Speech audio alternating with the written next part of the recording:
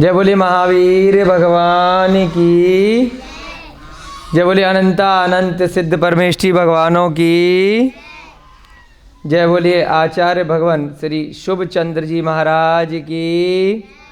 पांडव पुराण ग्रंथ की, महाभारत के प्रसंग की, इस ग्रंथ के अनुवादकर्ता पंडित नंदलाल जी जैन विशारद जी की, इस युग के प्रथमाचार्य श्री चारित्र चक्रवर्ती आचार्य भगवान श्री शांति सागर जी महान मुनिराज की, समाधिग्रस्त आचार्य भगवान श्री विद्यानंद जी महान मुनिराज की, आचार्य भगवान श्री विमल सागर जी महाराज की, आचार्य भगवान श्री श्रुत सागर जी महाराज की, आचार्य भगवान श्री विद्यासागर जी महाराज की, आचार्य भगवान श्री प्रमुख सागर जी महाराज की, मुनि श्री प्रणम्य सागर जी महाराज की, मुनि श्री विहर्ष सागर जी महाराज की, मुनि श्री हनुमान सागर जी महाराज की, आर्यका माता जी श्री चैतन्यमती माता जी की, सभी ज्ञानदानम गुरुकुल के नन्हे मुन्ने बच्चे, सहपाठीगण, छात्र छात्रागण, अध्यापकगण, हमारे डॉक्टर साहब इत्यादि सभी आगंतुक अतिथिगण, सभी को सादर जय जिने जयदु जड़ंदो। सभी का एक बार पुनः इस प्रातःकालीन स्वाध्याय की वेला में स्वागत है, हार्दिक अभिनंदन है। आपका स्वाध्याय नित्य प्रति इसी प्रकार आगे बढ़ता रहे और एक दिन आप सभी के, हम सभी के वैराग्य का कारण बने, ऐसी मंगल भावना हम सभी लोग यहाँ पर रखते हुए आज का स्वाध्याय प्रारंभ करने जा रहे हैं। पांडव पुराण नामक इस ग्रंथ में अब तक हमने जो कल के दिन कथा सुनी, उसमें एक प्रसंग आया जिसमें ये कहा गया है कि विजयभद्र नाम के जो राजा हैं, उनके पिता दीक्षा लेकर के मोक्ष जा चुके हैं और उन्हीं के परिवार में उनके पिता के भाई त्रिप्रष्ट नाम के नारायण, जो मृत्यु के उपरांत सप्तम नरक में गए, परंतु भविष्य में जाकर के वे अंतिम तीर्थंकर के रूप में जन्म लेने वाले हैं। ऐसे विजयभद्र वर्तमान में राजा हैं। एक दिन एक साधारण सा व्यक्ति जिसे निमित्त ज्ञान आता है, वह उनके नगर में आता है और उन्हें बताता है कि आज से 7 दिन बाद राजा के मस्तक पर, यहाँ पर जो सिंहासन है वहाँ पर एक वज्रपात होने वाला है। तो राजा ने उससे पूछा कि आपको कैसे पता है? उसने बताया कि इस प्रकार से हमारा विवाह हुआ था और हमारी पत्नी ने हम पे क्रोध किया और उस क्रोध में उसने हमारे ऊपर कुछ कौड़ियाँ फेंकी और कुछ अवशिष्ट जल हमारे ऊपर डाल दिया। तो उससे हमने ग्रह नक्षत्र इत्यादि की गणना करके अपने निमित्त ज्ञान से जाना कि अवश्य ही जो पास का नगर है उसके जो राजा हैं उसके ऊपर वज्रपात होने वाला है और हमारे ऊपर रत्नों की वर्षा होने वाली। अब 100% तो राजा श्योर नहीं था, फिर भी उसे जानकारी थी। हाँ, निमित्त ज्ञान लोगों को होता है, पढ़ाई लिखाई से हो जाता है, तप के माध्यम से, तो इनको भी हो गया होगा। इसलिए बचाव करने के लिए कि क्या पता इसकी बात सत्य ना हो जाए, एक काम करते हैं, मंत्रियों को बुलाकर इसका उपाय पूछते हैं। एक मंत्री ने सलाह दी कि राजा जी, आपको हम लोहे के संदूक में डाल करके समुद्र में बहा देते हैं, बच जाओगे। दूसरे ने कहा विजयार्थ पर्वत बहुत दूर है यहाँ से, वहाँ पर कोई दिक्कत नहीं आएगी, उसकी गुफाओं में कोई भी इस प्रकार का वज्रपात इत्यादि का असर नहीं होता, वहाँ ले जाकर के छुपा देते हैं। तीसरे ने एक कथा सुनाई उसने कहा, मेरे को इन दोनों मंत्रियों की बात सुनकर के एक कथा याद आ रही है कि एक बार एक तापसी था जो पाखंड इत्यादि करता था, दुष्ट तापसी था। वाक चातुर्य में लोगों को बहस करता रहता था, परेशान करता रहता था। तो एक दिन वह जिनदास नामक व्यक्ति से हार गया वाक चातुर्य में, और उसके बाद बहुत दुखी परिणामों से, आर्त रौद्र परिणामों से उसका मरण हुआ। 4 प्रकार के ध्यान होते हैं ना, धर्म ध्यान, शुक्ल ध्यान, आर्त ध्यान और रौद्र ध्यान। आर्त ध्यान और रौद्र ध्यान क्या होता है? बुरे ध्यान होते हैं। रौद्र ध्यान क्रुद्ध ध्यान, क्रोध आ जाना, लड़ाई करना, हाथापाई करना। संकल्प भैया जी को आ जाता है ना कभी कभी, है ना, तो उसे क्या बोलते हैं? रौद्र ध्यान। उस समय अगर आपके कर्मों का बंद हो गया, अगर आपकी घंटी चल गई, तो सीधे कहाँ जाओगे? अगले भव में या तो नरक जाओगे या त्रियंच गति में जाओगे। कुछ नहीं पता किसका आयु कर्म का समय किस समय आ जाए, 24 घंटे में, पूरे जीवन में कभी भी आ सकता है। 8 अपकर्ष काल आते हैं, पहले भी एक बार चर्चा चली थी तब बताया था। उन 8 अपकर्ष कालों में ना आपको पता है ना हमको पता है कब किसका आयु कर्म अगले भव का बन जाए। उस समय जैसे कर्म चल रहे होंगे, किसी की मार पटाई कर रहे होगे, किसी को क्रुद्ध व्यवहार कर रहे होगे, रौद्र परिणाम यदि आत्मा में होंगे, रौद्र ध्यान चल रहा होगा, तो कहाँ जाओगे? दूसरा कहीं नहीं जाएगा, वो तो पिट रहा है। आप जाओगे कहाँ जाओगे? नरक या त्रियंच गति। इसी प्रकार से आर्त ध्यान होता है। आर्त ध्यान रौद्र ध्यान से थोड़ा कम क्रुद्ध होता है, परंतु है ये भी खराब। रौद्र में तो बहुत उग्र स्वभाव आ गया, एकदम लड़ाई लड़ना, वध करना, मारना पीटना, मुक्के मारना। और आर्त ध्यान बुरे ख्वाब देखना कि मैं इसको मार डालूंगा, मैं इसको छोड़ूंगा नहीं, परिणाम ऐसे, मतलब विचार करना। बिल्कुल अभी तलवार उठाई नहीं है, लेकिन उठाने जा रहे हो, मौका मिल जाएगा तो उठा लेंगे। तो आर्त ध्यान। अच्छे ध्यान कौन से हैं?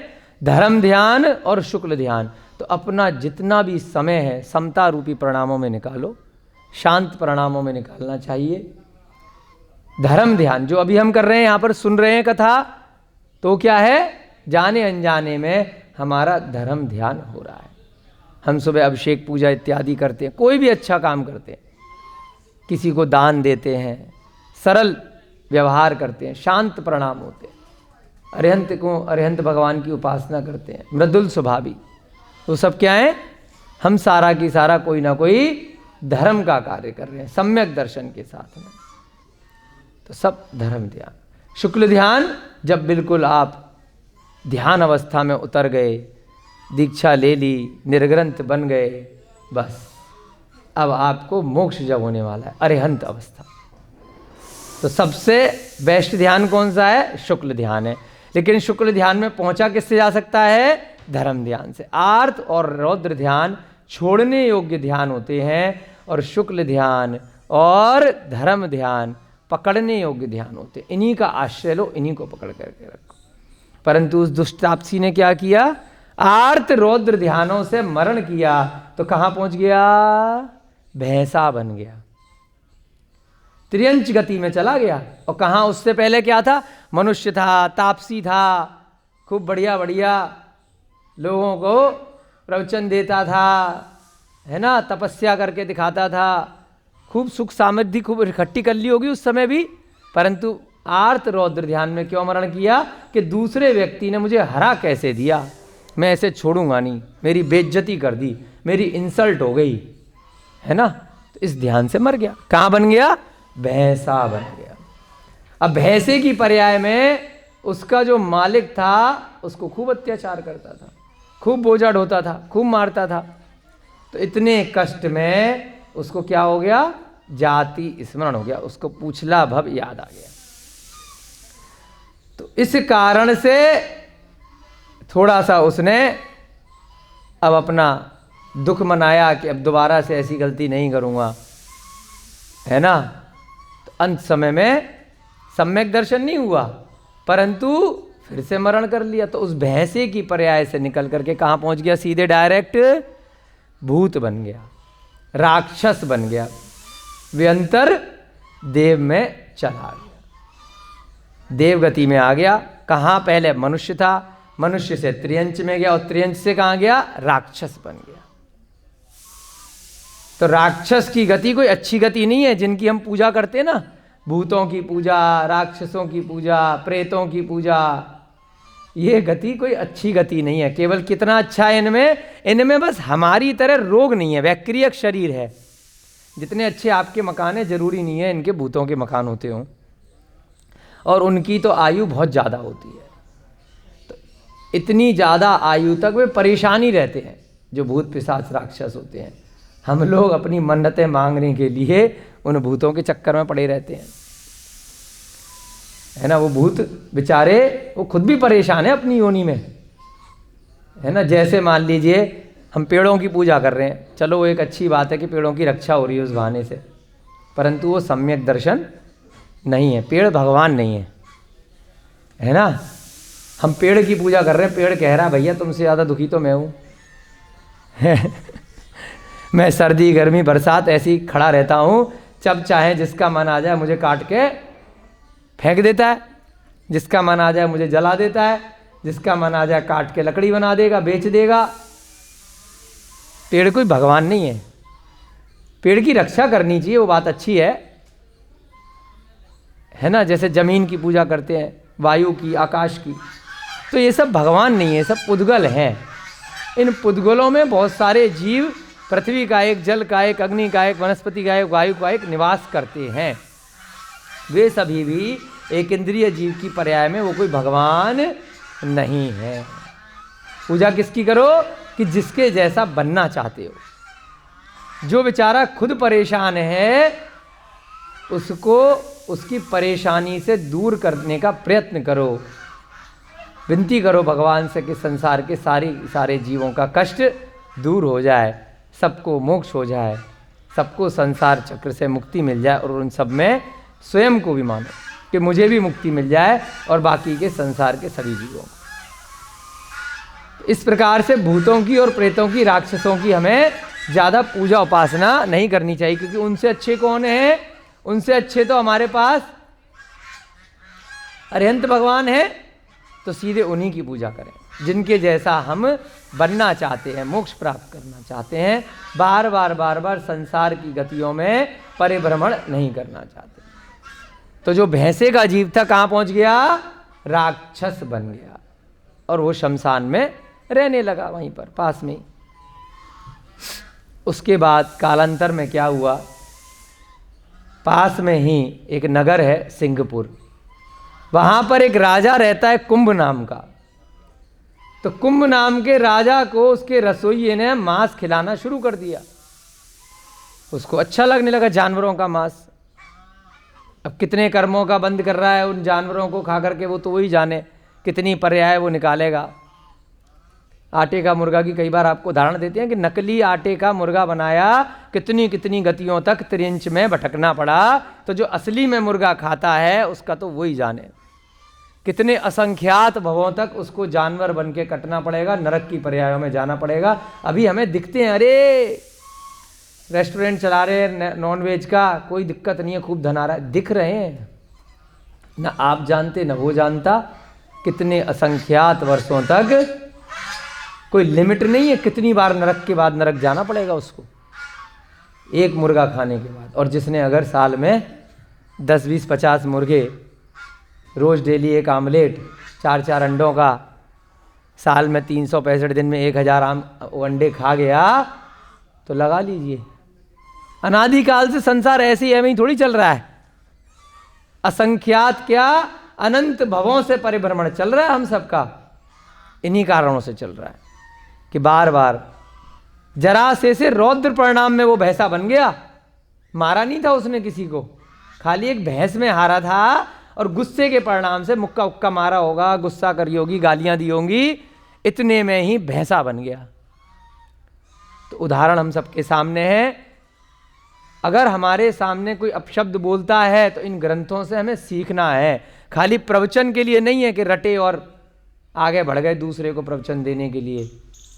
व्हाट्सएप और फेसबुक पे डेली का सुबह का ज्ञान आया, पोस्टर लगाया और आगे उसको 10 ग्रुप पे सरका दिया। अरे सरकाना जरूरी नहीं है, आगे भेजना जरूरी नहीं है। आप तक आ गया, आप उसको रोको, खुद ग्रहण करो। जब तक अपनी आत्मा में, अपने चिंतन में उस ज्ञान को नहीं उतारोगे, जब तक आगे उसको देने का कोई फायदा नहीं है। आगे तब वह ज्ञान दो जब आप स्वयं अनुसरण करते हो, अदरवाइज मत दो।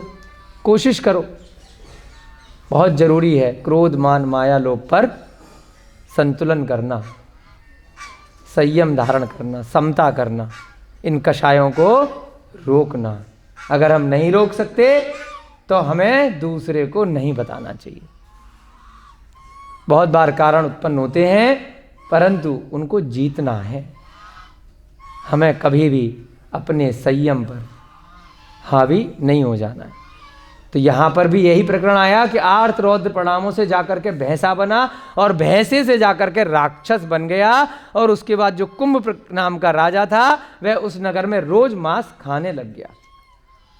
जब नगर निवासियों को पता चला, मंत्रियों को पता चला, तो धक्के मार मार करके खूब राजा की पिटाई करी। बताओ, राजा भी अगर गलत हो जाएगा तो प्रजा फिर उनको नहीं छोड़ती है। मंत्रियों ने भी मारा और धक्के मार करके अपने नगर से निकाल दिया। अब आदत पड़ गई थी, क्या करे आदमी। शराब की आदत पड़ जाए, कितना भी पैसा बर्बाद हो जाए, बस शराब चाहिए। मांस की आदत पड़ जाए, आदमी सड़क पे नाले में पड़ा रहेगा लेकिन मांस चाहिए। सब धन वैभव राज्य संपदा सब सुख सुविधाएं छिन गई, फिर भी मांस चाहिए। तो क्या किया, रसोइये को ही मार करके खा गया। अब जब रसोइया मर गया, अब क्या करें, अब भी चाहिए, क्या करें। चलो, उसको पता चला कि जो भैंसे का जीव राक्षस बना था वो भी वहीं शमशान में रह रहा था। उसे लगा कि भाई चलो इसी राक्षस की पूजा कर लेते हैं, क्या पता ये हमारी मदद कर दे कुछ। तो राक्षस क्या होते हैं, ये दुष्ट व्यंतर होते हैं सारे की सारे। जो इनकी पूजा उपासना करता है, ज़्यादा हाथ पैर जोड़ता है, तथास्तु भैया तेरा काम हो जाएगा। वो देखते नहीं है कि अच्छा काम मांग रहा है, बुरा काम मांग रहा है। तो उनकी उपासना से वो खुश होकर के राक्षस ने उस कुंभ की मदद करना शुरू कर दिया। फिर क्या था, अब तो उसको और शक्ति मिल गई, राक्षस की शक्तियां मिल गई व्यंतर की। तो भाई अब फिर से उस नगर में आक्रमण शुरू कर दिया, जहां पर जाकर के वह फिर से कोई ना कोई को पकड़ करके ले आता था। अब नगर के लोग परेशान हो गए। क्या हुआ, परेशान हो गए कि भैया अब राक्षस से, इसकी विद्याओं से कैसे लोहा लिया जाए कि भैया रोज रोज आप किसी ना किसी को पकड़ करके ले जाते हो, बड़ी हानि होती है। इससे अच्छा तो हमारे इतने परिवार हैं, प्रतिदिन एक आदमी हम आपके पास भेज देंगे और एक गाड़ी धान्य भेज देंगे, यानी कि अनाज भेज देंगे। आप आराम से खा लिया करना, आप ऐसे रोज रोज आतंक मचाने मत आया करो राक्षस के साथ। बहुत अफरा तफरी मच जाती है, मरना तब भी पड़ता है एक को, 10 लोगों का नुकसान होता है। इससे अच्छा हम अपने आप भेज देंगे। यह सिलसिला चलता रहा। उसी नगर में एक साधारण सा व्यक्ति रहता था जिसका नाम था चंड कौशिक। वो भी थोड़ा भूत प्रेतों को मानता था। उसने भी एक बार प्रेतों की आराधना करी तो उसको भी एक बच्चा पैदा हो गया प्रेतों की आराधना से, जिसका नाम उसने रखा मोंडय कौशिक। अब प्रेतों की आराधना से पैदा हुआ है तो प्रेत उसकी सेवा करते रहते थे, रक्षा करते थे, कभी कोई दिक्कत नहीं आए। एक दिन मोंडय कौशिक का भी नंबर आ गया उस कुंभ के राजा का भक्षण बनने के लिए, उसके द्वारा खाए जाने के लिए। उसको धान्य के साथ में विदा कर दिया गया कि भाई आज तेरा नंबर है, टीका वीका कड़ करके कि भाई तू जा, कोई बात नहीं, अब सबका नंबर आ रहा है भैया, हमें खा लेगा, क्या दिक्कत है। बच्चों को भेजते थे, बच्चा था। जैसे ही बच्चा वहां जंगल में शमशान में पहुंचा, उसको मारने के लिए कुंभ उसके ऊपर झपटा, तो वहीं पर जो प्रेत उसके साथ में उसकी रक्षा करते थे, प्रेतों ने कुंभ के ऊपर आक्रमण कर दिया। अब जब इतने सारे प्रेत आक्रमण करेंगे तो वो राक्षस बेचारा क्या बचाएगा? वो अकेला राक्षस और ये इतने सारे प्रेत। अब आपस में तो लड़ेंगे नहीं, एक ही जाति के हैं, दोनों व्यंतर हैं, क्या लड़ेंगे? वो राक्षस ने कुछ नहीं छेड़ा, भैया तू निपट ले इससे। तो प्रेतों ने उसको बहुत मारा। किसको? कुंभ को। खूब लात घूसों से, डंडों से उसको लहूलुहान कर दिया और उसके बाद क्या किया? अजगर की बिल में फेंक दिया। अब अजगर का तो काम है खा जाना, निगल लेना। वो अपना उसको मिला, वो खा गया अपना त्रेंच गति में। उसके बाद वहाँ पर नगर में शांति हो गई। इस कथा से उस मंत्री ने सिखाया कि होनी को होनेहार है, जब जो होना होता है वो होता है। जब तक उसका पुण्य चल रहा था उस कुंभ का, उसे कोई नहीं मार पा रहा था। जिस दिन उसका समय आया तो प्रेतों ने आकर के उसे मार डाला।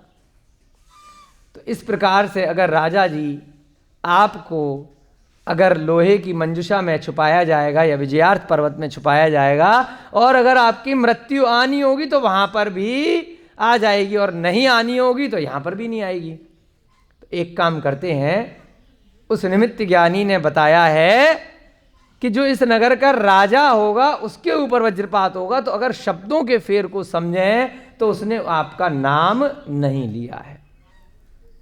तो हम ऐसा करते हैं, अगर मरना होगा, अगर उसके भाव में आप ही का नाम होगा तो आप कहीं पर भी छुप जाओ, तब भी मर जाओगे।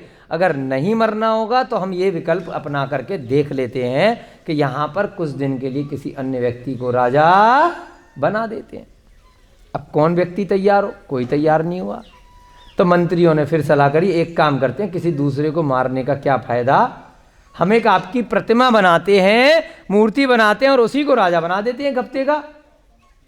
अगर नहीं हुआ वज्रपात तब कोई बात नहीं, अगर हो गया तो उस प्रतिमा पे हो जाएगा। ऐसा ही किया गया और सभी नगर के लोगों ने उस मूर्ति को सिंहासन पर बिठा दिया, राजा की प्रतिमा बना करके उसी की पूजा उपासना करने लगे जैसे राजा की करते थे। राजा अपनी पद को छोड़ करके प्रजा में शामिल हो गया। एक हफ्ते तक राजा ने खूब धर्म किया। अगर हमारे ऊपर वज्रपात हो गया तो समाधि मरण हो जाएगा। खूब दान दिया, खूब पूजा करी, खूब मंदिर में प्रतिदिन शांतिनाथ भगवान के विधान इत्यादि करे, शांति पाठ करे। और एक हफ्ते बाद वह दिन आ गया और सभी लोग चौकन्ने होकर देख रहे थे कि आज 7वां दिन है। अचानक से क्या हुआ? वास्तव में वज्रपात, आकाश की बिजली सिंहासन पर गिर गई और जो मूर्ति थी वो चकनाचूर हो गई। राजा की जान में जान आ गई कि बच गए। इसका मतलब निमित्त ज्ञानी ने सही गणना करी थी, बड़ा ज्ञानी है। उसको बुलाया गया, खूब नगर में बड़ा अच्छे से हर्ष का विषय था। तो नगर को सजाया गया और नगर में क्या हुआ? धूमधाम से नगर निवासियों ने राजा के जीवित बच जाने पर उत्सव इत्यादि मनाया। उस निमित्त ज्ञानी को बुलाया गया और उसको क्या किया गया? 100 गांव उपहार में दिए गए कि आपने सही समय पर आकर के हमारी जान बचा ली, बहुत अच्छा। और साथ में उसको पद्मिनी खेत नाम का भी क्षेत्र दे दिया गया और इसके साथ बहुत सारे रत्न आभूषण से उसका सम्मान किया गया। और पुनः राजा को राज सिंहासन पर उसके उपरांत अभिषेक करके विराजमान किया गया। सब चीज़ें शांत हो गई। तो एक दिन राजा विजयभद्र अपनी रानी सुतारा के साथ में वन क्रीड़ा के लिए गया। उसकी माता जो थी वो विद्याधरी थी, तो वहाँ से उसने कुछ विद्याएं ली आकाशगामी, कि चलो आकाश में घूम करके हम कहीं भ्रमण करके आते हैं, सब कुछ ठीक है, अब थोड़ा सा घूम फिर करके आते हैं। तो सुतारा के साथ में वह घूमने फिरने गया। आगे की कथा आज आपको सुनाएंगे। ये कल तक का थोड़ा सा, कल और परसों की कथा का आपको रिवीजन कराया था, उससे आपने बहुत कुछ सीखा कि जो होना है वो होके रहेगा, हम उसको नहीं दूर कर सकते, परंतु अपने दिमाग के द्वारा, अपने विचारों के द्वारा हम उससे बचाव कर सकते हैं। तो इस प्रकार से हमें इससे प्रेरणा से सीखना है। आगे का स्वाध्याय प्रारंभ करते हैं। सभी लोग हाथ जोड़ लीजिए, मंगलाचरण पढ़ेंगे मिलकर के सभी लोग। मंगलम भगवान वीरो मंगलम गौतमो गड़ी मंगलम कुंद कुंदाध्यो जैन धर्मोस्तु मंगलम सर्वमंगल मांगल्यम सर्वकल्याणकारकम प्रधानम सर्वधर्माणां जैनम जयतु शासनम जैनम जयतु शासनम जैनम जयतु शासनम। सर्वे श्रोतारः सावधानतया शृण्वन्तु। सभी श्रोतागण काहे पवन जी सावधान होकर के सुनेंगे। अब राजा अपनी रानी सुतारा के साथ में आकाशगामी विद्या लेकर के घूमने गया है। राजा इंद्राशनि चमर चंचपुरी का स्वामी था, है ना। अब वो घूमने गया है उसी समय की। अब एक नई कथा यहाँ पर शुरू हो रही है, एक के बाद एक नई नई स्टोरी, लघु कथाएं आ रही हैं और प्रत्येक कथा से हमें कुछ ना कुछ सीखने को मिल रहा है। इन सारी कथाओं का कुछ ना कुछ श्रेय आगे जाकर के पांडव पुराण में जो पांडवों की कथा है उन्हीं के पूर्व भवों की, पूर्व स्थानों की कथाएं चल रही हैं। राजा इंद्राशनि चमर चंचपुरी का स्वामी था। एक जगह है चंचपुरी, क्या नाम है? चंचपुरी। राजा का क्या नाम है? इंद्राशनि चमर। वह मिष्टभाषी तथा विशाल राज्य का अधिपति था। मिष्टभाषी माने मीठा बोलने वाला। मिष्ट बोलते हैं ना, मिठाई, मीठा है, बहुत मीठा बोलता था, हमारे रोहतास भैया जी की तरह, है ना। हमेशा मृदुल स्वभावी, मीठा बोलने वाला, सबसे हंस के रहने वाला था और विशाल राज्य का अधिपति था। अशनि घोष नाम का उसका एक पुत्र था। कौन? अशनि घोष, उसका बेटा था, है ना। किसका? इंद्राशनि का। भ्रामरी विद्या को प्राप्त कर वह स्वदेश को लौट रहा था। एक विद्या होती है भ्रामरी, है ना। एक होती है कर्ण पिशाची, हमने प्रद्युम्न चरित्र में पढ़ी थी कि कर्ण पिशाची विद्या बता देती है पहले से कान में कौन है क्या है। एक होती है भ्रामरी, भ्रमर की तरह से नाम है भ्रामरी। प्राणायाम भी होता है ना, हाँ रोहिता जी। तो एक भ्रामरी विद्या होती है, उसे उसने प्राप्त कर लिया था। किसने? अशनि घोष ने। कहीं पर तपस्या करने गया होगा, वहाँ पर उसको इस विद्या की सिद्धि हो गई और अपने स्वदेश, अपने देश को लौट रहा था। इतने में ही उसकी दृष्टि सुतारा पर पड़ गई। सुतारा कौन है? विजयभद्र की पत्नी है, रानी है। बहुत ही खूबसूरत रही होगी भाई, रानी है। तो उसकी दृष्टि, किसकी दृष्टि? एक दूसरे नगर का कोई राजा है, उसका पुत्र है अशनि घोष। बोलो नाम, थोड़ा थोड़ा नाम थोड़े देर के लिए भी याद कर लेंगे तो उससे क्या रहेगा, हमें कथा का जो सार है वह समझने में आसानी हो जाती है। नाम बताओ, क्या नाम है? अशनि घोष, है ना। बेटा क्या नाम है? प्रियंका, क्या नाम है? आगे आओ। पेंटिंग वाली क्लास यहाँ पे नहीं करनी है ना, उसके लिए आपको अभी 1 घंटे बाद दूसरी कक्षा होगी ना पेंटिंग वाली, है ना। हम हर कक्षा में आपको समझाते हैं। आगे आओ, इधर बैठो, है ना। मैथ का होमवर्क, पेंटिंग वाला होमवर्क, जिसकी जो कक्षा है उसी समय करना है ना। आगे आओ बच्चों, सारे दूर दूर बैठेंगे, हैं।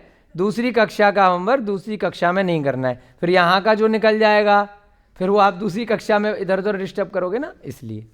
इसका भी एग्जाम होगा आपका, ठीक है। क्या नाम है उस राजा के बेटे का? अशनि घोष। बोलो, अशनि घोष। पवन बताओ, आगे आओ पवन, आगे आओ, यहाँ पे आओ, हाँ सामने दिखाए करो। अशनि घोष, वेरी गुड। तो उसकी दृष्टि किस पर पड़ी? सुतारा पर। सुतारा किसकी पत्नी है? विजयभद्र की, जिसकी जान बची है अभी वज्रपात से, वही वाला विजयभद्र है जो बड़ी मुश्किल से अपनी जान बचा करके आया है। अब घूमने के लिए गया था तो घूमते घूमते वहीं पर अब दूर सुदूर प्रांत में अशनि घोष भी भ्रामरी विद्या को प्राप्त करके लौट रहा था। उसकी दृष्टि पड़ गई उस विजयभद्र की पत्नी सुतारा पर। उसे देख कर वह क्या हुआ? हाँ, उसे देखकर वह मोहित हो गया। अनादिकाल से चला रहा है ये चक्कर, कोई वर्तमान काल में, पंचम काल में नहीं है केवल, है ना। अब बताओ, शादीशुदा पत्नी है किसी और की है, और ये बच्चा है, कब क्या चक्कर हो जाए किसी का कुछ नहीं पता। ठीक है, अशनि घोष किस पे मोहित हो गया? दूसरे राजा की रानी पर, सुतारा पर, और उसका हरण करने के लिए व्याकुल हो गया कि भाई मुझे तो चाहिए, इसको किडनैप करके ले जाऊंगा। है, हरण माने अपहरण, कोई हरण बोलते हैं। ठीक है ना, अपन लोगों को इन प्रसंगों से सीखना है जिससे कि हम ऐसे गलत कार्य ना करें, क्योंकि अभी आगे पता चलेगा बुरे काम का बुरा नतीजा। अभी इस भाव में नहीं होगा तो कभी और होना पड़ेगा, लेकिन होगा जरूर। कर्म किसी को भी नहीं छोड़ते। उसका हरण करने के लिए वह व्याकुल हो गया, मुझे चाहिए, पागल हो गया। उसने कपट से राजा श्रीविजय के सामने एक मायामयी मृग छोड़ दिया। उसको विद्या प्राप्त हो गई थी, भ्रामरी, तो उससे विद्या से उसने क्या किया? एक हिरण बनाया। मायामयी मृग माने हिरण, एक नकली हिरण की रचना करी। कपट माने छल कपट से, मायाचारी से।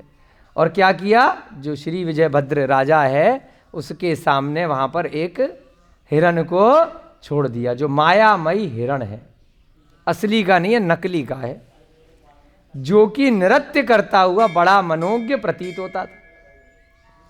और उस हिरण से क्या करवाया?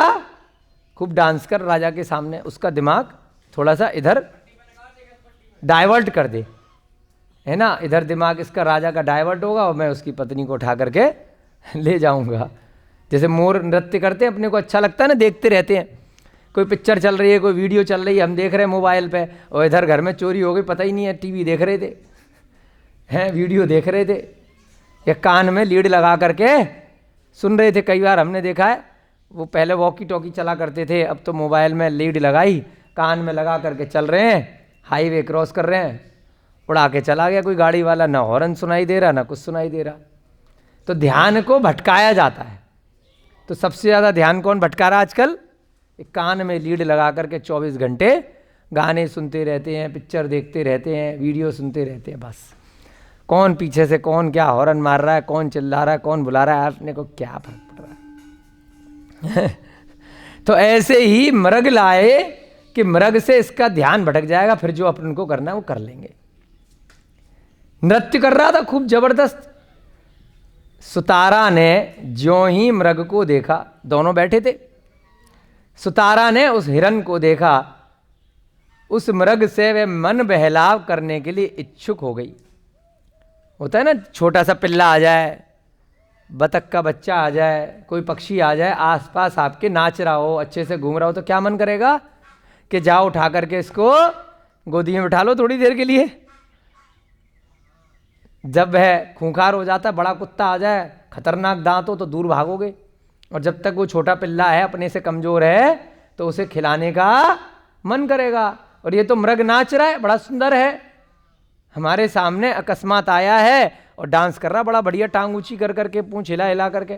पूंछ होती है मृग की? नहीं होती? होती है ना, है, मेरे को पता नहीं है, होती है ना, छोटी सी होती है। तो बड़ा अच्छे से डांस कर रहा है, डांस उछल उछल करके अच्छा लग रहा है। तो सुतारा ने कहा अपने पति से, निवेदन कर बैठी, हे नाथ, उस मृग को पकड़कर मेरे पास ले आइए ना। पति को बोला कि देखो कितना प्यारा लग रहा है, मेरे को इससे खेलना है, इतना अच्छा डांस कर रहा है, इसको प्यार करूंगी। क्यों मैडम? कहते हो ना, गाय का बच्चा है कोई छोटा छोटा, आप भी क्यों, कि ले आओ, मेरे को इससे खेलना है, मुझे कुत्ते का बच्चा चाहिए, मुझे मोर का बच्चा चाहिए, मुझे बतख का चाहिए, मुझे चिड़िया का चाहिए, मुझे आदमी का बच्चा चाहिए, छोटा सा, खेलने के लिए, खिलौने के लिए। जब तक छोटे बच्चे रहते हैं आदमी के भी, तब तक बड़े अच्छे लगते हैं। जैसे ही थोड़े से बड़े होते हैं तो खतरनाक हो जाते हैं अपने ही बच्चे, हैं। तो इसलिए जब तक छोटे हैं सबको बढ़िया लगते हैं, पवन जितने हैं। जब बड़े हो जाएंगे ना, कहेंगे क्या यार, क्या मुसीबत है, क्या बोन।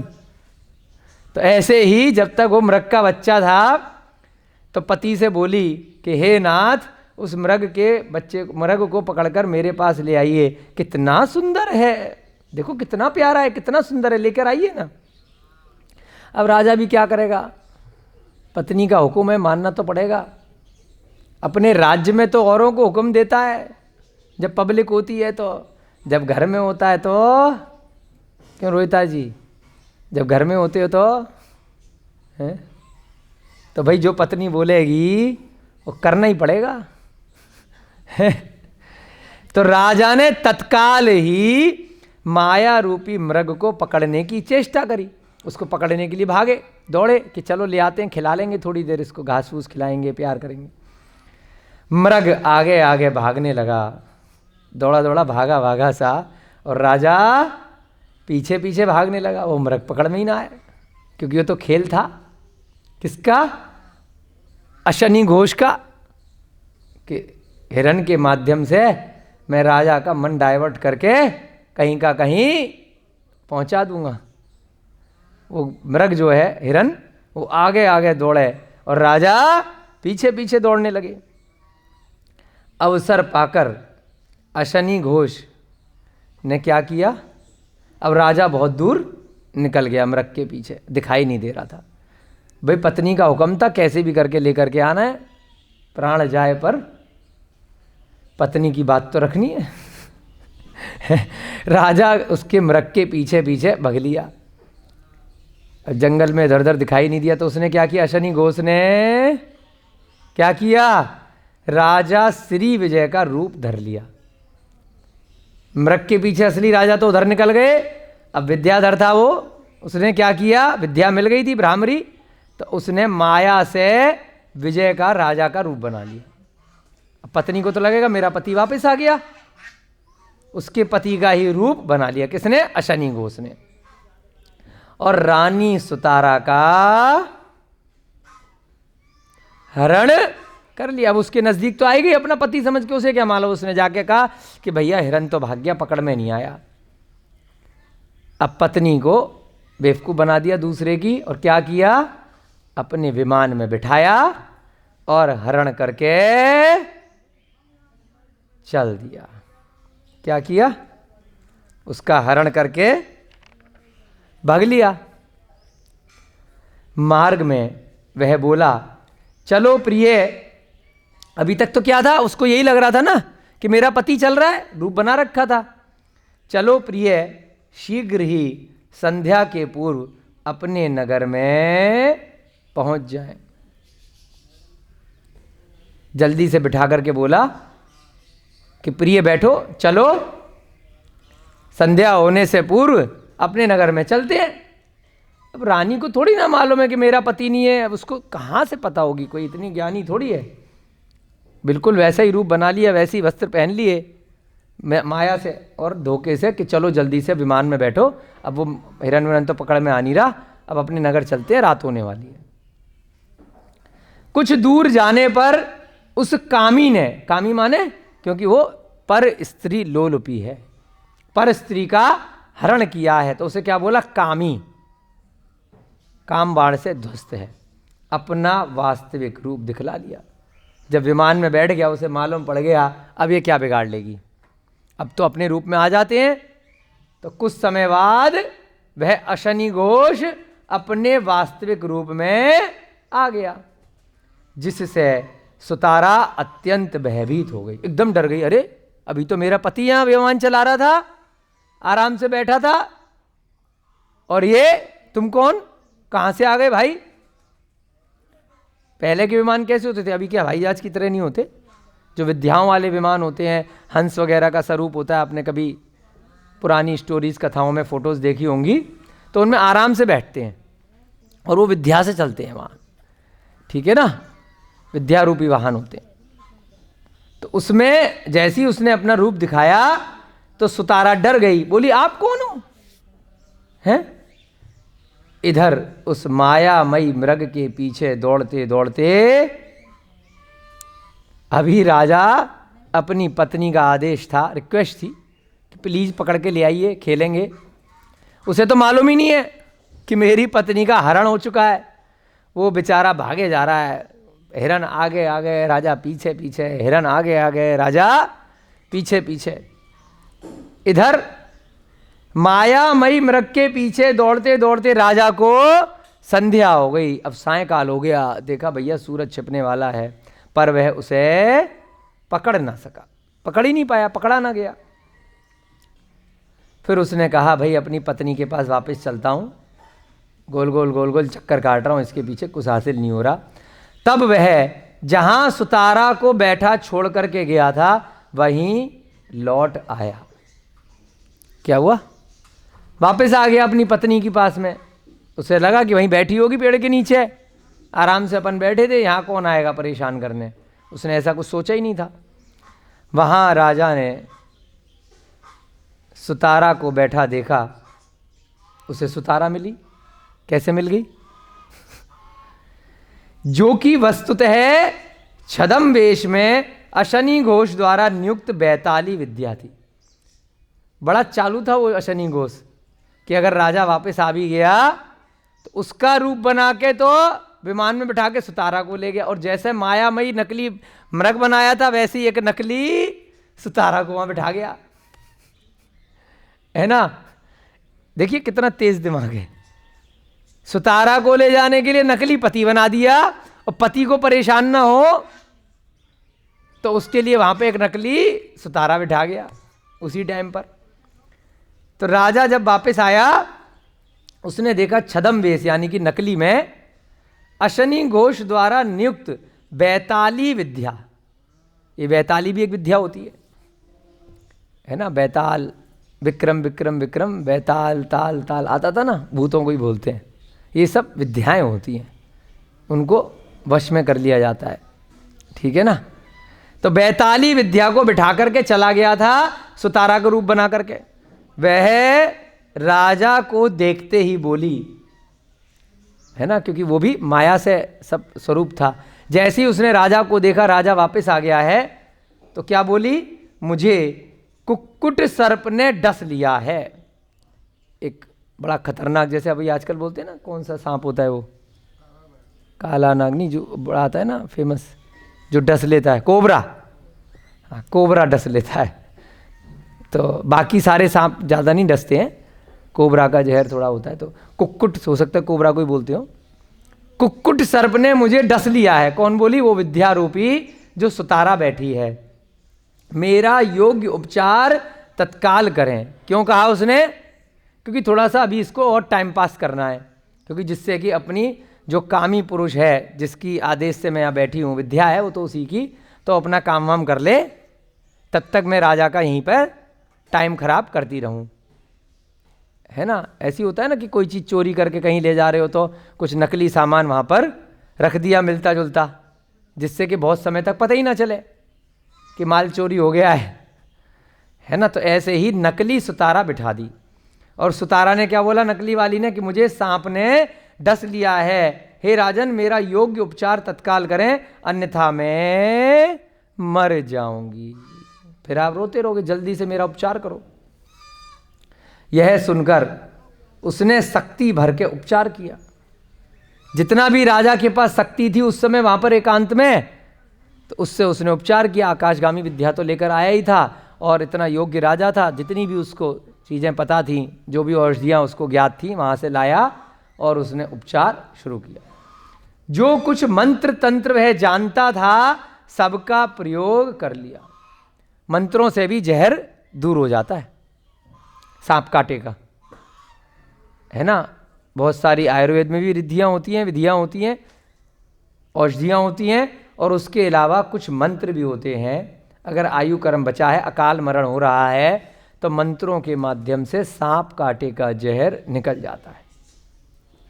हमें पहले विश्वास नहीं था इन सब बातों पर, परंतु हमारे एक हमसे ज़्यादा उम्र के हमारे एक बड़े मित्र हैं, गिरी जी, वकील साहब हैं, वैसे वो आजमगढ़ के हैं। हाँ, तो वो आजमगढ़ के हैं, दिल्ली में हमारे अच्छे मित्र हैं, कवि भी हैं, बड़े अच्छे हास्य रस के। तो वो बताते हैं कई बार कि गाँव में आज भी लोग उनको बुला लेते हैं कि सांप किसी ने काट लिया तो बहुत निःशुल्क उपचार किया करते थे मंत्र सिद्धि से। उन्होंने कोई सिद्धि वगैरह कुछ करी थी तो उसके कहीं पर गाँवों में सांप वगैरह बहुत हो जाते हैं वर्षा के दिनों में खेतों में, तो किसी को काट लिया तो काफ़ी उनका सफल उपचार रहता था केवल मंत्रों से ही। औषधियाँ भी काम करती हैं और मंत्र भी काम करते हैं, है ना। पीलिया वगैरह हो जाता है, बहुत सारे ऐसे रोग हैं जो औषधियों के साथ में मंत्रों से भी ठीक हो जाते हैं, शब्दों से। नमोकार मंत्र जो है वो मंत्रों का भी मंत्र है, उससे सब कुछ ठीक हो जाता है, विश्वास करना चाहिए।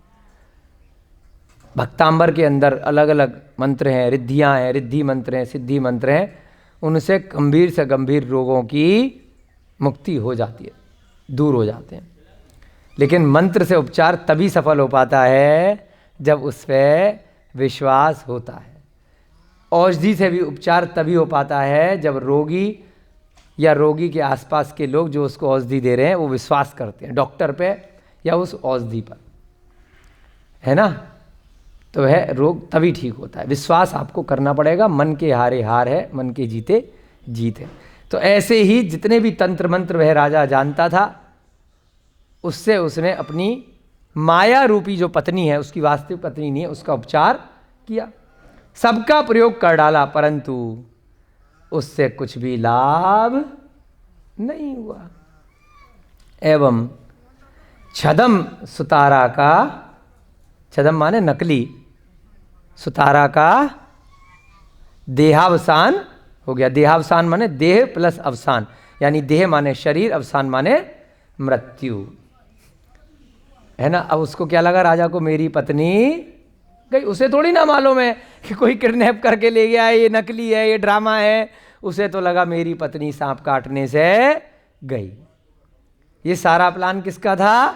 अशनि घोष का, कि ऐसे ऐसे करेंगे और राजा को लगेगा कि उसकी पत्नी मर गई है, वो बेचारा अपने नगर में चला जाएगा, मुझे फ्री फोकट में इतनी सुंदर सी रानी, इतनी सुंदर स्त्री आज तक कभी देखी नहीं है, मिल जाएगी, मैं जो चाहूँगा उसके साथ करूँगा। अंत में मोहवश वह भी, देखिए मोह कितना खतरनाक होता है। इधर तो नकली सुतारा मरी है और इधर अभी समझाया था ना आर्त और रौद्र ध्यान, कितना खतरनाक ध्यान होता है मोह, राग और द्वेष के कारण, है ना। राजा भी मोह के कारण अपनी पत्नी के पीछे पागल, कहाँ तो कितनी मुश्किल से वज्रपात से बचाए, कहाँ उसके स्वयं के पिता भगवान बने मोक्ष गए, कहाँ उसके चाचा नारायण थे, कहाँ उसके, है ना, पिता के कौन, हाँ ससुर उसके पिता के भाई के, वो सब मोक्ष गए। कुल में कितने सारे हजारों राजा मोक्ष गए, भगवान बने, और कहाँ राग द्वेष। क्या कर रहा है देखिएगा, बड़ी गंभीर लाइन है। अंत में मोहवश वह राजा भी सुतारा के साथ मरने के लिए प्रस्तुत हो गया है। समझ रहे मैडम जी, कल बात चल रही थी ना कि दूसरा व्यक्ति तो जो कर रहा है, हम अपनी तबीयत अगर खराब कर रहे हैं, अपने को परेशान कर रहे हैं, वो जहां जाएगा जाएगा, उसका तो उसके कर्म जाने। अपन कहाँ जाएंगे? या तो नरक जाएंगे आत्मघात से, या त्रियंश जाएंगे।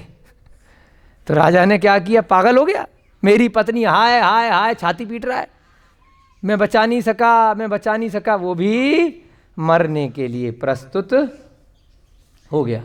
अभी मरा नहीं है, बस वो सती प्रथा होती थी ना, वो तो जबरदस्ती आग लगा दी जाती थी। ये क्या कर रहा है देखिएगा, बड़ी गंभीर लाइन आ रही है, सीखना है इससे। एक एक ग्रंथ के ये जो कहानियां चल रही है ना, ये टाइम पास के लिए भले ही लग रहा हो किसी को, इनसे हमें एक एक शब्द से आत्मा तक उतरना चाहिए कि हमें जो गलतियां किसी अन्य ने करी उनसे सीखना है, उनको रिपीट नहीं करना है। कल संकल्प भैया जी को बता रहे थे, दूसरों के अनुभवों से सीखो। नहीं सीखोगे तो अपना नुकसान करोगे, किसी दूसरे का नुकसान नहीं करोगे। और दूसरे में हम लोगों के लिए कौन दूसरा है? जिनवाणी दूसरी है। इसके अलावा ज़्यादा लोगों के चक्कर में नहीं पड़ना है, किसी से नहीं सीखना है। इसमें जो कथाएं दी गई हैं वह सत्य कथाएं हैं, एक एक अक्षर से है। पिछले काल में अच्छे और बुरे लोगों ने क्या किया, उनका उनके साथ क्या परिणाम हुआ, उनसे सीखो ना।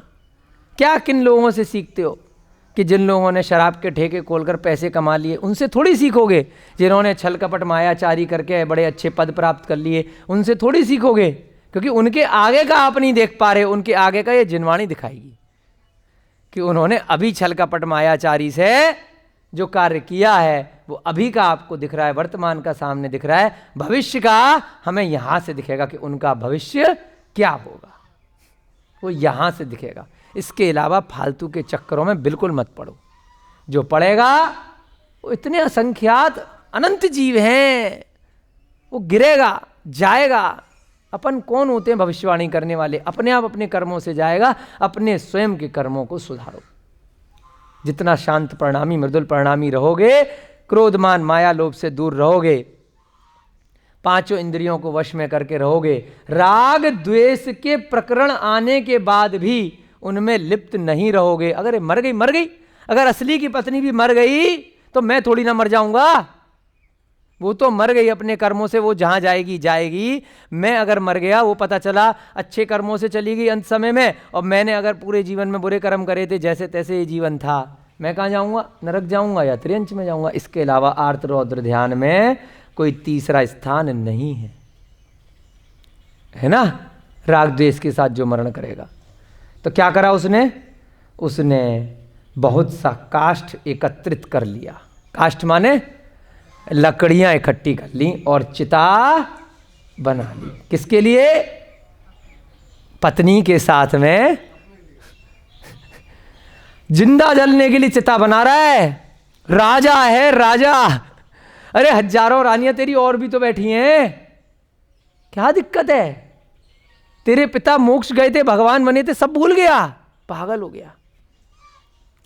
बहुत सारा काष्ठ एकत्रित करके चिता बना ली एवं उसमें छदम सुतारा को रख दिया।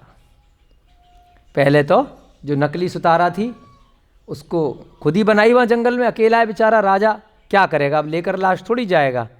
उसका क्रिया विधि से उसकी अंतिम क्रिया करेगा। क्या करा? सुतारा को रख दिया। तब सूर्यकांत मणि से उसके पास, अब वहाँ पे जंगल में अग्नि कहाँ से जलाएगा? अपन लोग क्या करेंगे? माचिस की डिब्बी ढूंढेंगे। कोई थोड़ा ज्ञानी होगा वो क्या करेगा? हमने अफ्रीका में देखा था, जलाई थी, अभी रखी है हमारे पास, एक डंडी है ना। पूरी कोशिश करी उन लोगों को, अफ्रीका में जो आदिवासी थे, उनको तो मुश्किल से 10, 20, 30 सेकंड लगे आग लगाने में। हमें 2-3 मिनट लगे, सीखा। एक ऐसी लकड़ी थी उनके पास, उसमें हल्का सा एक डंडी ली हाथ की और ऐसे करके डंडी को घिसा लकड़ी पे। वो ऐसी आग जलाते हैं अफ्रीका में, उन्होंने सिखाई हमें। गए थे हम एक बार, ऐसे ऐसे करके बहुत जल्दी जल्दी जल्दी घिसी लकड़ी, तो वो नीचे हल्का सा वो गर्म होने लगी लकड़ी से लकड़ी।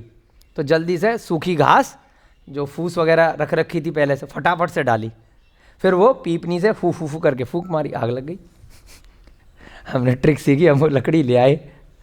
तो जंगलों में लोग आज भी ऐसे लगाते हैं। कई बार हमने देखा है गाँव में चूल्हा जलाने के लिए माचिस वाचिस की जरूरत बहुत है। स्त्रियों को जिनको ये ज्ञान है जरूरत नहीं पड़ती। माचिस में क्या, वो भी एक घर्षण ही करते हैं, थोड़ा सा एक बारूद सा लगा रखा है, घर्षण करते हैं एक आपस में। तो दो चीज़ों का जब घर्षण होता है तो अग्नि लग जाती है, और लकड़ी लगे होने के कारण से वो लकड़ी बिल्कुल सूखी लकड़ी होती है। अगर माचिस की तिल्ली गीली होगी तो नहीं जलेगी, मसाला गीला होगा तो नहीं जलेगा। तो राजा ने क्या किया, अब आग लगानी है, कैसे लगाएगा भाई? तो उसके पास एक मणि थी, सूर्यकांत मणि, उससे उसने अग्नि प्रज्वलित कर ली। उन लोगों के पास, राजा महाराजाओं के पास ऐसी मड़ियाँ रहती होंगी आग लगाने के लिए भी, हमारी तरह वो एक 54 की माचिस की डिब्बी लेकर के नहीं घूमते, वो करोड़ों अरबों की मणि लेकर के चलते हैं। अंगूठी में होगी, माला में होगी, या कहीं रखी होगी। उनने उस मणि से अग्नि, क्या नाम है मणि का? सूर्यकांत मणि, उससे उसने अग्नि प्रज्वलित करी। और अग्नि प्रज्वलित करने के बाद स्वयं भी उसमें कूदने के लिए प्रस्तुत हो ही रहा था। अभी बस चढ़ गया था, बिल्कुल उसके विचार पक्के थे कि मैं भी अब पत्नी के साथ में जिंदा जल जाऊंगा, कोई दिक्कत नहीं, जहां मेरी पत्नी वहां मैं। इतना पागलपन भी ठीक नहीं है ना? क्योंकि हो सकता है वह पत्नी अच्छी गति में चली जाए, देवी बन जाए, और आप कुछ समय बाद मरण करके बाद में मिल जाओगे उससे। और अगर वो अच्छी में चली गई और तुम आर्तरौद्र ध्यान में आत्महत्या करोगे ना, आत्महत्या का परिणाम नियम से नरक आया ग्रंथों में, नियम से आत्महत्या। कितने भी दुख आपको हो जाएं, छत से कूद जाओ, फांसी लगा लो, गोली मार लो, नियम से आया, नियम से। आत्महत्या का परिणाम नरक गति। वो तो चला जाएगा कहीं और, जिसके चक्कर में आत्महत्या कर रहे हो। सास बहू की लड़ाई हो गई, घर में कोई भी लड़ाई हो गई, वो तो अपना भविष्य सुधारने के पास, उसके पास अभी समय है, तुम मर जाओगे। आग लगा ली, मिट्टी का तेल लगा करके बहू ने कहाँ जाएगी? कितनी फोटो लगा के माला लगा लेना, लेकिन कहाँ पहुंची होगी? नरक में। आप भले ही लिख देना स्वर्गीय नाम के आगे, अखबार में छपवा देना, अगर जिनवाणी पे आपको विश्वास है तो गारंटी है नरक गति मिलती आत्महत्या से। इसीलिए जिन ग्रंथ में क्लियर आ गया कि जिसके घर में आत्महत्या होती है, कारण कौन बने? घर वाले बने, बचा नहीं पाए। 6 महीने का सूतक लगता है। किसको? घर वालों को। 6 महीने तक मंदिर नहीं जा सकते, क्योंकि आपने उसको बचाया नहीं। सबसे ज्यादा खतरनाक है, आपने कारण प्रस्तुत किया जिसकी वजह से वो मर गया, तो आपको भी अपने जो पाप हैं, मंदिर जाओगे भी दूर से दर्शन करो। आप बड़े दुष्ट जीव हो, आपके घर में आत्महत्या हुई है ना? तो आप दूर रहो मंदिर की क्रियाओं से, पीछे खड़े रहो, और डेली आप परेशान होकर के अब दोबारा गलती नहीं करूंगा, अपने पापों के लिए माफी मांगो 6 महीने तक, है ना? आया है सूतक पातक के जो चार्ट है उसमें, आत्महत्या करने वालों के लिए, उनके घर वालों को सूतक है। वो तो बेचारा चला गया नरक, कारण कौन बने? तुम बने। तो यहां पर क्या कहा कि राजा बस उस चिता में बैठने ही वाला था। यहां क्यों बता रहे हैं सारी बातें इधर उधर से? जिससे कि अगर हमारे घर में कोई क्लेश है, कोई आपको फाइनेंशियली लॉस हो गया है, शेयर मार्केट में, पहले तो जुआ खेलना ही गलत बात है, आप सट्टा बाजार में कुछ खेले और हार गए हो, और उससे बचने के लिए चलो मर जाऊंगा तो जहर पी करके बच जाऊंगा, कहीं का लोन ले लिया, कोई बड़े ऐसे नुकसान हो गए, घर क्लेश हो गया, कोई बात हो गई, आत्महत्या कर लेता हूँ, पिंड छूटेगा। अरे भैया, यहाँ का पिंड तो बहुत छोटा था, वहां जो पिंड मिलेगा ना नरक में, फिर वो आयु पूरी नहीं होगी, इतने असंख्यात वर्षों की आयु है। इसलिए इन ग्रंथों से सीखना है, ऐसे बुरे काम गलती से भी मन में नहीं आ जाए, विचार में कितना भी बुरा से बुरा हो जाए, कभी भी छत से मत कूद जाना, कभी भी पहाड़ से मत कूद जाना, कभी भी एक्सीडेंट अपना या दूसरे का मत कर देना। तो इसीलिए ये नैतिक शिक्षा में ये सारी चीज़ें सिखाई जा रही हैं, स्कूलों में सिखाई जानी चाहिए। बच्चा जरा सा पास नहीं हुआ, 90% अंक नहीं आए, कॉलेज में फांसी लगा ली, एडमिशन नहीं मिला, मर गए, है ना? हर साल ये जो बड़े बड़े कॉलेज हैं, हर साल एक बच्चा सुसाइड करता है, एक कॉलेज के अंदर। इतनी हमारे पास खबरें आती हैं, कितने बच्चे केवल किस लिए कि 10th के एग्जाम में, 12th के एग्जाम में, अरे कोई उम्र है क्या? कंपटीशन में नहीं आ पाए, उसके नंबर ज़्यादा आ गए, इतना बोझा था, प्रेशर था, क्यों कर रहे हैं सुसाइड? क्योंकि ये बचपन से नहीं पढ़ाया गया। अगर ये बचपन से पढ़ा दिया गया होता एक सब्जेक्ट, तो चाह कर भी इतनी बड़ी स्टेप वो नहीं ले पाता। ये सारी चीज़ें, ये सारे ग्रंथ, एक सब्जेक्ट जरूर होना चाहिए। कितना भी रुपया पैसा कमाने के लिए बड़े बड़े कॉलेजों में आपने अच्छी अच्छी शिक्षाओं के लिए बच्चों को भेज दिया, लेकिन अगर स्कूल कॉलेज में नहीं पढ़ाया जा रहा है, तो माता पिता का, पेरेंट्स का, अभिभावकों का धर्म है कि वो गुरुकुलों में संडे तो भेजें नैतिक शिक्षा के लिए, वह मंदिरों में 1 हफ्ते में 1 बार भेजें। अगर नहीं भेज पा रहे हैं तो खुद से पढ़ें और खुद से पढ़ाएं। अगर नहीं पढ़ा पा रहे हैं तो उन बच्चों का वही हाल होगा भौतिकवादी युग में, जो औरों का देखते हैं हम अखबार में, टीवी पर, और बड़े चटकारे लेते हैं कि अरे अपना थोड़ी मरा है, पढ़े इतनी अखबारों में न्यूज़ और आगे बढ़ गए, किसी दिन आपके बच्चे का भी नंबर आ जाएगा, है ना? तो इसलिए आप भले ही स्कूल कॉलेजों में अपने बच्चों को विदेशों में पढ़ाने के लिए भेजें, अपने देश में भी बहुत बड़े बड़े पैसा खर्च कर करके भेजें, संस्कार जरूर दें, नैतिक शिक्षा ग्रंथों को जरूर स्वाध्याय कराएं। नहीं तो सब पैसा बेकार हो जाएगा नीरज जी, जितना कमा कमा के लगा रहे हो ना, सब एक दिन एंड में आकर के कि कहाँ मैंने पूरी ज़िंदगी इनके लिए कमाया, पूरी ज़िंदगी इनको दिया, हाथ में कुछ नहीं आया। इसलिए कुछ ना कुछ जरूर संस्कार देते रहो, नहीं तो कुछ फायदा नहीं है। तो यहाँ क्या हुआ, जैसे ही वह आत्महत्या करने के लिए उस चिता में बैठने वाला था, तभी अचानक से व्योम मार्ग से 2 विद्याधर वहां आ पहुंचे, क्योंकि कुछ ना कुछ उसका पुण्य का बचा था। अचानक से उड़ते हुए 2 विद्याधर, व्योम मार्ग माने आकाश का ही पर्यायवाची है, विद्याधर राजा या विद्याधर उड़ते हुए आ पहुंचे।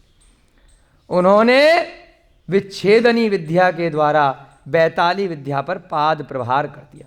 अब विद्याधर थे, वो पहचान गए उड़ते हुए वहीं से निकले कि नीचे कुछ गड़बड़ हो रही है। एक बैताली नाम की विद्या है, एकदम उनको समझ में आ गया मामला देखते ही 1 सेकंड के अंदर कि ये तो कोई विद्या है और विद्या जलने रही है और उसके साथ राजा बैठने वाला है। तुरंत क्या किया, ऊपर से ही उन्होंने विच्छेदनी विद्या के द्वारा, यानी कि जो दूसरी विद्या पे उसको भगा देती है, विच्छेदन कर दिया। बैताली विद्या पर पाद प्रहार किया, उसके ऊपर पाद वैसे पैरों को भी बोलते हैं, प्रहार कर दिया अपनी दूसरी विद्या से, जिससे वह अपने वास्तविक रूप में प्रकट होकर उसी समय पलायन कर गई। विद्या भी क्या होती है आपको बताया था ना, ये सब देव देवियां यंत्र वगैरह ही होते हैं सारे। तो जैसे ही उसको लगा कि अब मेरा, जैसे वो राक्षस के सामने प्रेत आ गए थे, तो ऐसी एक विद्या दूसरी विद्या से डर करके भाग गई। वहां तो नौटंकी करके शव में बन के लेटी थी कि राजा मर जाएगा, पिंड छूटेगा और हमारा जो मालिक है अशनि घोष वो आराम से इसकी पत्नी के साथ में रहेगा, कोई दिक्कत नहीं आएगी। तो अब यहाँ पर क्या हुआ, वो बैताली विद्या उन विद्याधरों की विद्या के सामने भाग गई, पलायन कर गई। यह देखते ही श्री विजय आश्चर्यचकित हो गया, उसके समझ में नहीं आया। अभी तो फूट फूट करके रो रहा था, इतनी मेहनत से तो चिता बनाई थी, इतनी मेहनत से आग लगाई थी, और ये मेरी पत्नी ये कहाँ गायब हो गई, ये हुआ क्या। उसे समझ में ही नहीं आ रहा है कि भैया कौन से नगर में आ गया हूँ, क्या जादू टोना हो रहा है, कि हो क्या रहा है। जो श्री विजय भद्र राजा था वह आश्चर्यचकित हो गया एवं उन विद्याधर युगल से जिज्ञासा करी। उन्हीं से पूछा, क्या यह सब पहेली मुझे समझाने की कृपा करेंगे, कि क्या है, आप कौन हो, ये कौन थी, क्या हुआ, मेरी पत्नी सुतारा को मैं छोड़ करके गया था, मृग के पीछे गया था, वो कौन था, मेरी पत्नी कहाँ है, कौन हो भाई, क्या हो रहा है, हो क्या रहा है, यह नारी कौन थी। तब एक विद्याधर ने उसे यह सारी कथा सुनाई। अब वह कथा क्या सुनाई, आपकी कक्षा का समय हो रहा है, कल हम जानेंगे कि अब वह सुतारा का उस विमान पे क्या होता है, वह बच पाती है कि नहीं बच पाती है, अशनि घोष अपने बुरे कार्य में सफल हो पाता है कि नहीं हो पाता है ना। सस्पेंस थोड़ा बड़े रहना चाहिए, है ना। तो आगे की कथा अब विद्याधर उस राजा को बताएंगे कि हम कौन हैं, कहाँ से आए हैं, तुम्हारी पत्नी वास्तव में अभी कहाँ है, क्या है, ठीक है ना। तो सब बात बताएंगे थोड़ी देर में। तब तक के लिए आप सभी को जय दो जड़न दो। कल आपका स्वाध्याय आगे जारी रखेंगे। आप लोग जो भी स्वाध्याय कर रहे हैं उसका जितना भी अंश अगर अपने जीवन में ग्रहण कर सकें तो आप सभी के लिए, हमारे लिए, जो भी इसको बाद में भी सुनेंगे पढ़ेंगे, इन आचार्य का जो इस ग्रंथ को लिखने का और पंडित नंदलाल जी का इस ग्रंथ का अनुवाद करने का जो प्रयोजन है वह तभी सफल हो पाएगा। जय बोलिए महावीर भगवान की, जय बोलिए पांडव पुराण नामक ग्रंथ की, जय बोलिए आचार्य भगवान श्री शुभचंद्र जी महाराज की, जय बोलिए इस युग के प्रथमाचार्य श्री चारित्र चक्रवर्ती आचार्य भगवान श्री शांति सागर जी महान मुनिराज की। आज 1 नवंबर का दिन है और आज का दिन विश्व शाकाहारी दिवस के रूप में भी मनाया जाता है, विश्व वीगन दिवस। बहुत सारे लोग जो पशुओं के ऊपर अत्याचार नहीं करते हैं, दुग्ध पदार्थों का भी सेवन क्योंकि बहुत सारी क्रूरता के साथ आता है, उसको भी अवॉइड करने का प्रयास करते हैं, तो ऐसे लोग आज वर्ल्ड वीगन डे बनाते हैं 1 नवंबर को, विश्व वीगन दिवस। तो हम सभी लोग अन्य जीव जंतुओं की रक्षा करें, उनको अपने भक्षण के लिए, अपने मनोरंजन के साधनों के लिए, अपने वस्त्रों के लिए, अपने कॉस्मेटिक इत्यादि के बनाए जाने के लिए, परीक्षण के लिए उनको प्रयोग में ना लाएं। ऐसी भावना के साथ आप सभी को विश्व वीगन दिवस की बहुत बहुत हार्दिक शुभकामनाएं। सभी को जय दो जड़न दो, जय जिनेंद्र।